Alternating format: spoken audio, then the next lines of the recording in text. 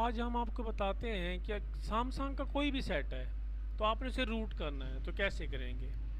बहुत ही आसान है सैमसंग के सेटों को रूट करना।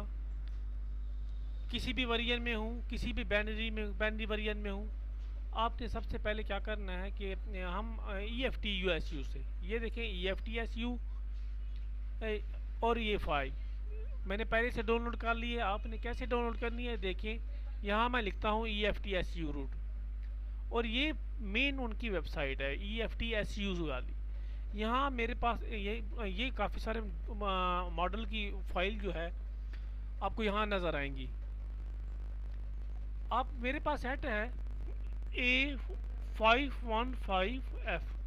मैंने सेट का मॉडल लिख लिया है। मैं ये तमाम फाइलें इसी मॉडल की हैं, A515F की। आपने सेटिंग में जाना है अपने मोबाइल की और अबाउट में जाना है और मोबाइल सॉफ्टवेयर इंफॉर्मेशन में जाना है। उसमें आपने देखना है कि आपकी सेट में कौन सी बाइनरी इंस्टॉल है और कौन सा पीडीए वेरिएंट है।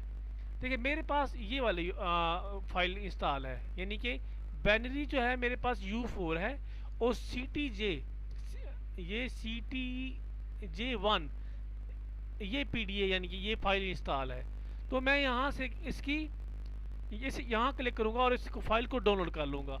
अगर मैंने फाइल पहले से डाउनलोड कर ली है अपने मोबाइल की, जो वेरिएंट मेरे मोबाइल में इंस्टॉल है, और रूट फ्लैश फाइल टूल, ये टूल भी आप इंस्टॉल कर लेना है, डाउनलोड कर लेना है। जैसे मैंने ये डाउनलोड कर लिया है EFTSU फ्लैश टूल।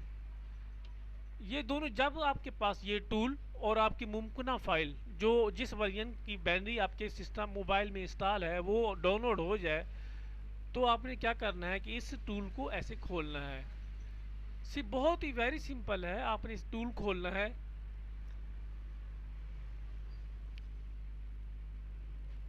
और ये सिलेक्ट फाइल लिखा हुआ है, यहाँ से आपने सिलेक्ट फाइल करनी है। जहाँ आपने फाइल रखी हुई है, फ़र्ज़ किया मैंने वहाँ डेस्कटॉप पे फाइल डाउनलोड करके रखी हुई है ये वाली A515F, और ये वाली फाइल मैंने अपने सेट के मुताबिक फाइल को मैंने यहाँ से सिलेक्ट कर लिया है।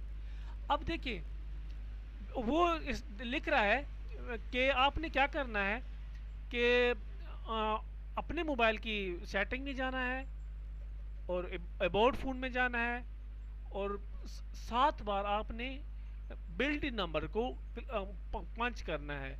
उसके बाद आप डेवलपर ऑप्शन में आपका डेवलपर ऑप्शन ऑन हो जाएगा।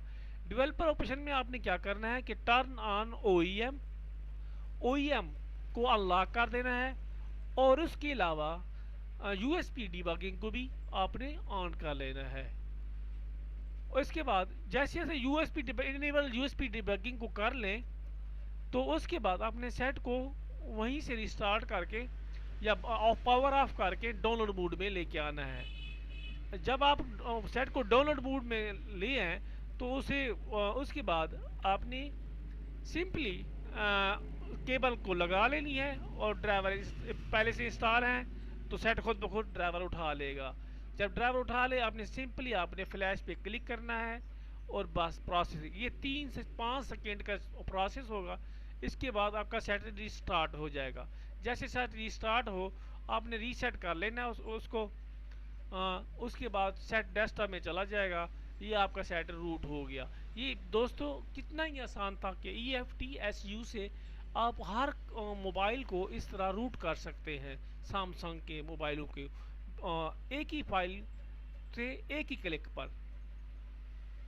अगर मेरी वीडियो आपको अच्छी लगी है तो प्लीज़ चैनल को लाइक और सब्सक्राइब करें। अल्लाह हाफिज़।